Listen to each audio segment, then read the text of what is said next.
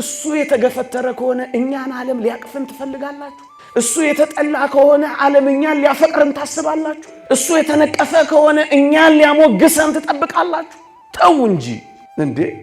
እሱን ያነቁት ከሆነ እኛን እቅፍ እንዲያረጉን ታስባላችሁ? እሱን በጥፊ ያጮሉት ከሆነ እኛን እንዲያጨበጭቡልን ትፈልጋላችሁ? ተው እንጂ።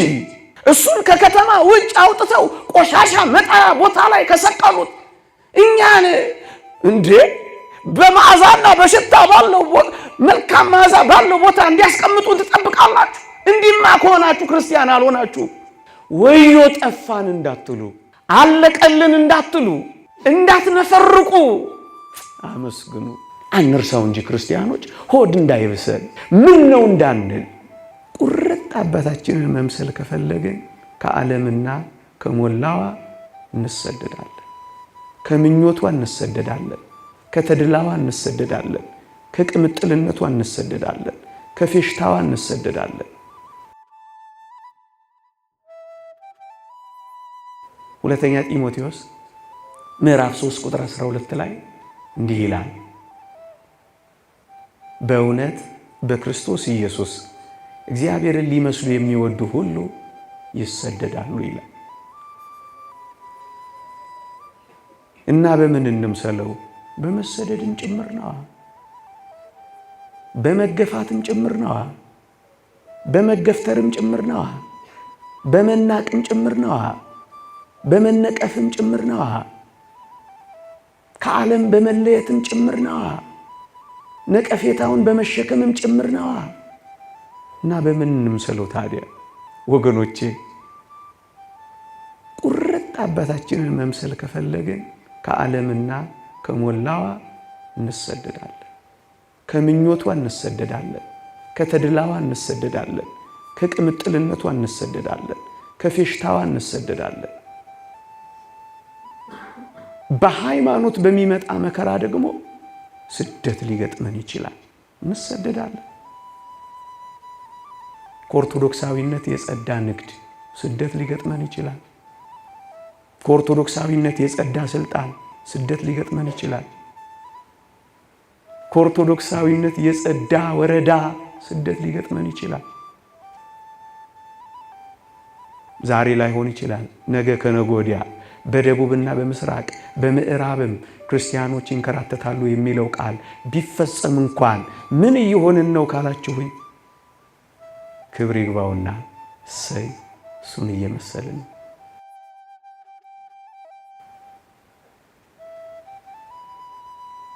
በየብስና በባህር እያቋረጡ ክርስቲያኖችን ይገሏቸዋል የሚለው ቃል ቢፈጸም እንኳን ዛሬ ላይሆን ይችላል፣ ነገ ከነገ ወዲያ ምን እየሆንን ነው ካላችሁኝ አትጠራጠሩ።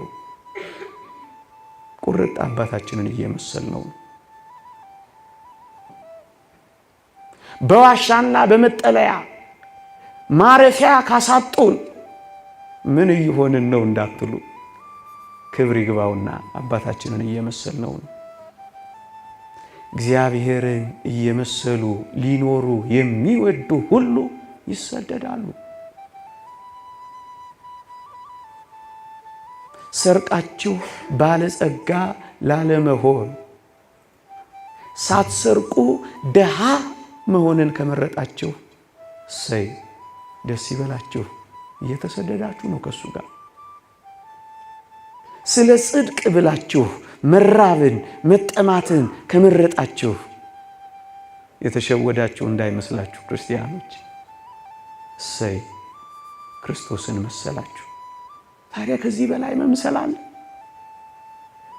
አንዱ የመምሰያ መንገዳችን ነው ስላችሁ ደግሞ ከፍ እናድርገው።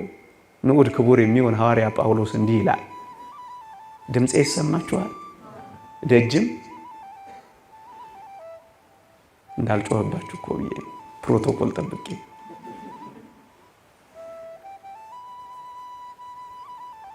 ንዑድ ክቡር የሚሆን ሐዋርያ ጳውሎስ ምን ይላል መሰላችሁ?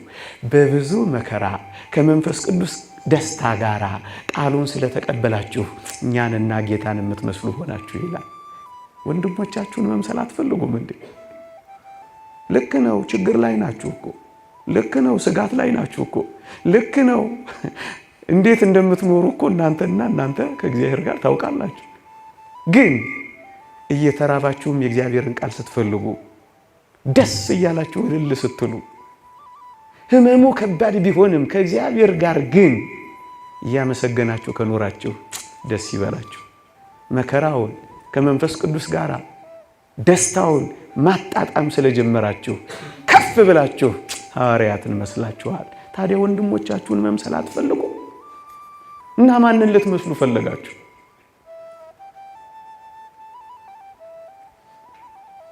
በመራብ ውስጥ፣ በመቸገር ውስጥ፣ በማጣት ውስጥ ልጆቻችሁን እያሳደጋችሁ ግን ምርር ብላችሁ ያልከፋችሁ ከሆነ ደስ ይበላችሁ። ይልቁኑ በዚህ ውስጥ ሳትመረሩ እግዚአብሔርን በደስታ ፍለጋ ከገሰገሳችሁ ደስ ይበላችሁ። እኛንና ጌታን የምትመስሉ ሆናችሁ። ይሄ እኮ ብስራት ነው። ታዲያ ማንን ትመስሉ? ደግሞ ነገሩን ከፍ እናድርገው። በአንደኛ ተሰሎንቄ መልእክት ምዕራፍ 2 ቁጥር 14 ላይ እንዲህ ይላል። ንዑድ ከሚሆን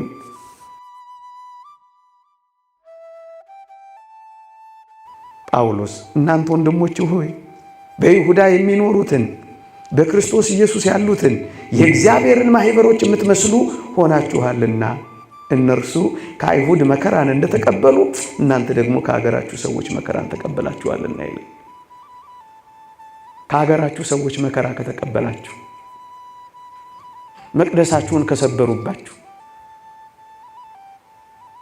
ውስጣችሁ ገብተው ካመሱባችሁ፣ ልትኖሩ የምትፈልጉትን ሕግ ካበላሹባችሁ፣ በሀገራችሁ ሰዎች መጎሰም ከደረሰባችሁ የእግዚአብሔርን ማህበሮች መስላችኋል። ደስ ይበላችሁ። ድል የነሱ የሰማዕታትን ማህበር መምሰል ጀምራችሁ ደስ ይበላችሁ። ያሸነፉ የበኩራት ማህበርን መምሰል ጀምራችሁ ደስ ይበላችሁ። ምን እየሆነን ነው? በሰማይ ያለች ድል የነሳች ጉባኤ የእግዚአብሔርን ማህበሮችም እየመሰልን ነው። በምድር የተወገዱ መከራ የተቀበሉ እነሱን እየመሰልን ነው ወገኖቼ። እና ምን እየሆነን ነው? እግዚአብሔርን እየመሰልነው ነው። ደግሞስ ሌላ ምን እየሆነን ነው ካላችሁኝ ወገኖቼ፣ ያመንነው በቅዳሴ ልናመልከው ብቻ አይደለም። ያመንነው በጉባኤ ልንሰማው ብቻ አይደለም። ያመንነው በሱባኤ ልንታጠቅ ብቻ አይደለም። ያመንነው አፋችን ኮቸችላ እስኪመስል ልንጾም ብቻ አይደለም። ያመንለት ገዳም ልንሄድለት ብቻ አይደለም። ያመንለት አንድ ነገርም እንድንሆን ጭምር ነው። እርግጡንም እንነጋገር።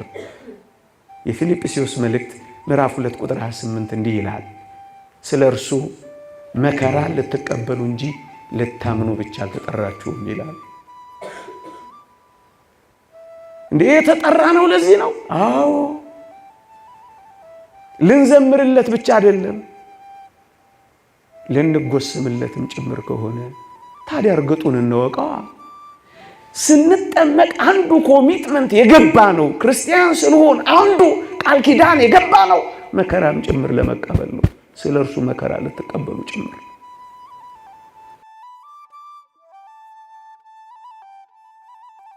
አንርሳው እንጂ ክርስቲያኖች ሆድ እንዳይብሰን ምን ነው እንዳንል፣ እንዳንጉረመረም፣ ጀርባ እንዳንሰጥ፣ ማይተብ እንዳንበጥስ አንዱ ሁሌ መታወስ ያለበት ያመንነው መከራም ልንቀበል ጭምር ነው። ማመን ማለት እሱንም ማለት ነው። ይህንንም አትርሱ። በሕይወታችሁ በሚቀጥማችሁ የትኛውም መከራ ያመናችሁት እሱን በትዕግስት ለመቀበልም ጭምር ነው ክርስቲያን ይሆን ነው። ይህንን ነው የሚለው። መከራም ልንቀበልለት ጭምር ነው ያመንነው ይላል። ይሄ ሲሆን ግን ከፍ ብሎ ምን ይላል? በአንድስ እንኳን በተቃዋሚዎች አትደንግጡ፣ ይህ ለእነርሱ የጥፋት ለእናንተ ግን የመዳናችሁ ምልክት ነው ይላል። እና ይሄ ሁሉን መከራ ሊያጠፋን ነው አይደለም።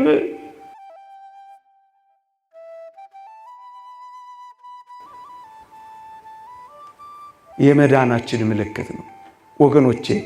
በቤተ ክርስቲያንም በግልም ብርቱ ፈተናዎች፣ ብርቱ ውጊያዎች፣ ብርቱ የማያቋርጡ ፈተናዎች ሲመጡ ጥፋት ይዞ እየመጣ እንደሆነ እንዳታስቡ። የመዳናችሁ ምልክት ነው የሚለው። መዳናችን እየቀረበ እንደሆነ ነው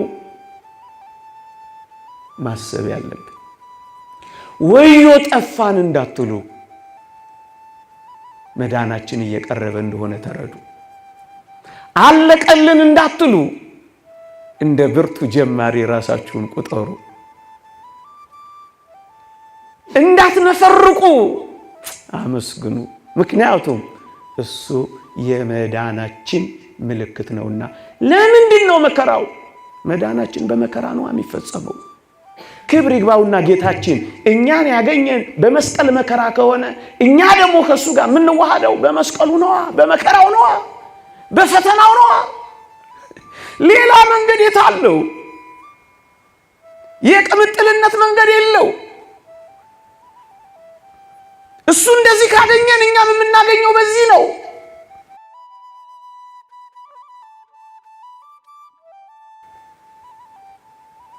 ወገኖቼ እኔን የጣሉኝ እንደሆነ እናንተን የሚጥሏችኋል ያለው ቃልን አታምኑትም? ወገኖቼ እሱ የተገፈተረ ከሆነ እኛን ዓለም ሊያቅፍን ትፈልጋላችሁ? እሱ የተጠላ ከሆነ ዓለም እኛን ሊያፈቅርን ታስባላችሁ? እሱ የተነቀፈ ከሆነ እኛን ሊያሞግሰን ትጠብቃላችሁ? ተው እንጂ።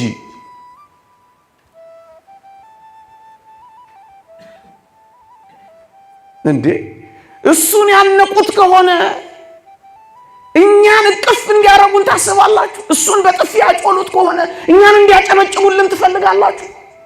ተው እንጂ።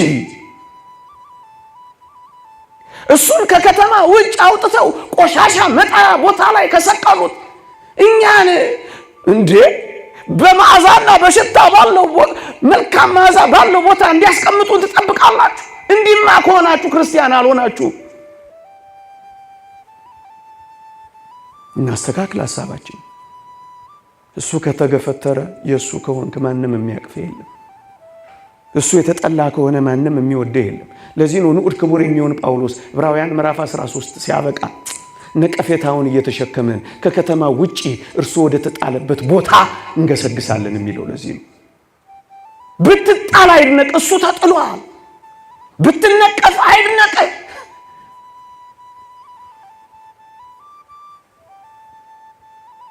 ይሄ መለያው ነው፣ ይሄ ባህሪው ነው።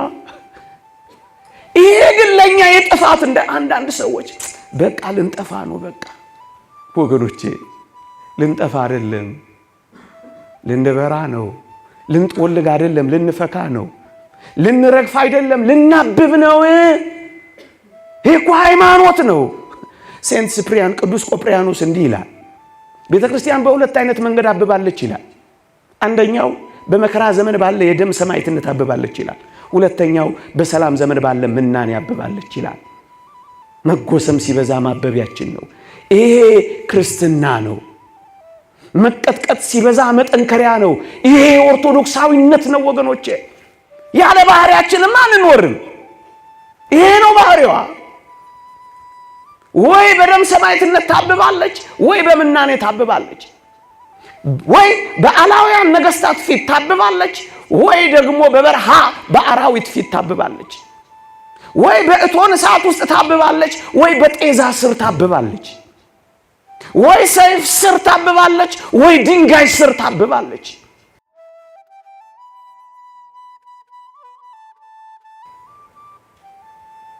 ወይ በነ ኔሮን ቄሳር መናፈሻ ግቢ ውስጥ ታብባለች፣ ወይ ደግሞ በበረሃ አቧራማ ቦታዎች ታብባለች። ወይ ዕለት ዕለት በመሞት በአረንጓዴ ሰማዕትነት ታብባለች፣ ወይ ደግሞ በአንድ ጊዜ ሰማዕትነት በደም ታብባለች። እያበበች ነው። እነሱ እንደሚያስቡልን አታስቡ እንጂ ወገኖቼ። አጥፊው እንደሚያስበው አንቀበለው እንጂ። አንዳንዴ እነሱ የሚነግሩን አሁን ደሃ ናችሁ ሲሉን ሁላችንም አዎ ነው አይደል? ደሃ ናችሁ ይሉናል። አዎ ብለን አምነናል። ነን ግን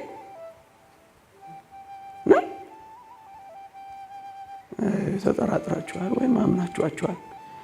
ዓለም ደሃ የሚለው ከሆነ ኪሎ ካሎሪ በታች የበላ እንደሆነ ነው። እውነት አስብ። አትሰሙኝም? መስማማትም የለም። ከሆነ ኪሎ ካሎሪ በታች የበላ እንደሆነ ዓለም ደሃ ነው ይላል። እንደሱ ነው የመንፈሳዊ እይታ። ይሄ ወርልድ ቪው እኮ ነው። ይሄ ግን አይደለም። ክብር ይግባውና ጌታችን ፖሊካርፐስን ምን ይለዋል መሰላችሁ? የሰርመኔሱን ቤተክርስቲያን አለቃ እኮ ነው።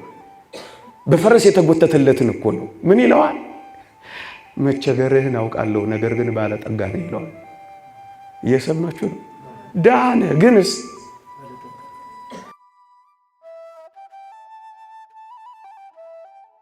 እየሰማችሁ ነው? የመሶብ ላስቲክ ባዶ ሲሆን እውነትም ደሃ ሲሉ አሜን ትላለህ? ተው እንጂ እነሱ የሚሉንን ሁሉ አሁን እኔ 40 ምናምን ዓመት ሆኖኛል። መሬት ትሽከረከራለች ሲሉኝ ነበር። ይኸው ቆሜባታለሁ። አንድ ቀን ተሽከርክራ አታውቅም። ይኸው 40 ምናምን ዓመት ሆነ። ግን አምኛቸው ተቀብያለሁ። በጣም ብዙ ነገር እየተቀበልናቸው እኮ እየኖርን እኮ ነው። ደሃ ነህ ሲሉ አሜን። ድህነትን ሊቁ ዮሐንስ አፈወርቅ ሲተረጉም ደሃ የሚባለው ይላል ፈቃዱን መቆጣጠር የማይችል እየሰማችሁ ሁሉም ነገር ላይ የሚስገበገብ በቃኝ የማያውቅ እሱ ምንድን ነው? ደሃ። እውነትም እሱ እኮ ነው አይደለም?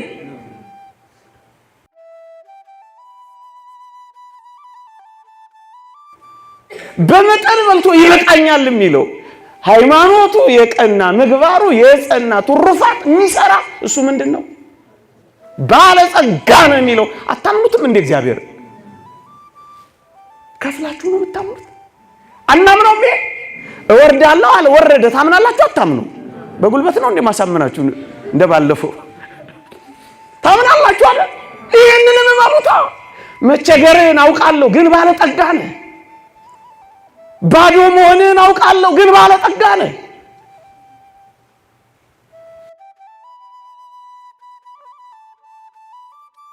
ምንም እንደሌለ አውቃለሁ ግን ባለጠጋ ነህ። ይሄንንም አመኑ። መቸገርህን አውቃለሁ፣ ድህነትህን አውቃለሁ፣ ባለጸጋ ነህ። ይሄንን ካልቀየርን እኮ እነሱን እየተከተልን እኮ ማለቃችን እኮ አይደለም። ክርስቲያናዊ እይታ፣ መንፈሳዊው ሐሳብ ይሄ መሆኑን መገንዘብ አለብን። እያበብን ነው ምላችሁ። ለዚህ ነው እያበብን ነው። ማስረጃ ልስጣችሁ። በኔሮን ቄሳር መናፈሻ ግቢ ውስጥ በየዕለቱ ክርስቲያኖችን እየሰበሰበ ቄሳር ኔሮን ያቃጥል ነበረ። ታዲያ ይሄ ምን አዲስ ነገር አለው እንዳትሉኝ፣ አዲሱ ነገር ምን እንደሆነ ታውቃላችሁ? ቅዱስ ጳውሎስ የሮሜን መልእክት ሲጨርስ አንድ አስደናቂ ቃል ጠቅሷል። ምን ብሏል? ከቄሳር ቤተሰቦችም ሰላምታ ያቀርብላችኋል ይላል። ለካ ኔሮን ቄሳር ግቢ ውስጥ ክርስቲያኖች እየተቃጠሉ የነደዱ ሲሞቱ በቄሳር ኪችን ውስጥ፣ በቄሳር መኝታ ቤት ውስጥ፣ በቄሳር ሳሎን ውስጥ እግዚአብሔር ክርስትናን ያለመልም ነበር።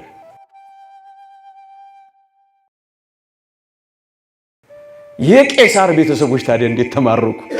ይኸውላችሁ በክርስቲያኖቹ አመድ ስር እግዚአብሔር ክርስትናን በቄሳር ቤት ውስጥ ይዘራላችሁ ነበር። እነሱ ሲቃጠሉና ሲነዱ የቄሳር ቤተሰቦችን ልብ በወንጌል ያቀጣጥለው ነበር እግዚአብሔር። ጥቂቶች ሰማዕትነት ሲቀበሉ ብዙዎችን ይማርክ ነበር እግዚአብሔር። ለዚህ እኮ ነው ማበቢያችን ነው ያለው። ሌላ ምሳሌ ልስጣችሁ። ቅዱስ እስጢፋኖስ ሲወገር ጊዜ ቤተክርስቲያን አንድ ታላቅ ሰው አፍርታለች። ማን ነው እሱ? ሳውል የተባለው ቅዱስ ጳውሎስ ታስታውሳላችሁ አይደል? አንድ ባች፣ አንድ የወንበር ተማሪዎች፣ አንዱ ጉባኤተኞች ናቸው ቅዱስ ጳውሎስና ቅዱስ እስጢፋኖስ።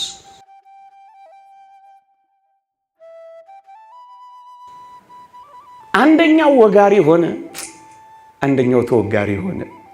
አንደኛው የወጋሪዎችን ልብስ ያዥ ሆነ፣ አንደኛው ደግሞ የወጋሪ ልብስ ያዥ ነፍስ ያዥ ሆነ። አንድ ሊቅ እንዳለው ሳውል የተባለው ጳውሎስ የወጋሪዎችን ልብስ ሲይዝ የሚያደርጉትን አያውቁምና ይቅር በላቸው በማለቱ ቅዱስ እስጢፋኖስ የሳውልን ነፍስ ያዛት ይላል። ያኛው ልብስ ይሄኛውን ነፍስ ይዝ ነበር።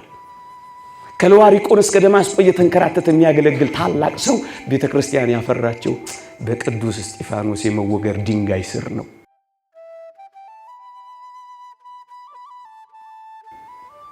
ወገኖቼ ሰማዕታትን ስንቀብር ክርስቲያኖችን ስናሳርፍ ቀበርን ማንለው እኮ ለዚህ ነው።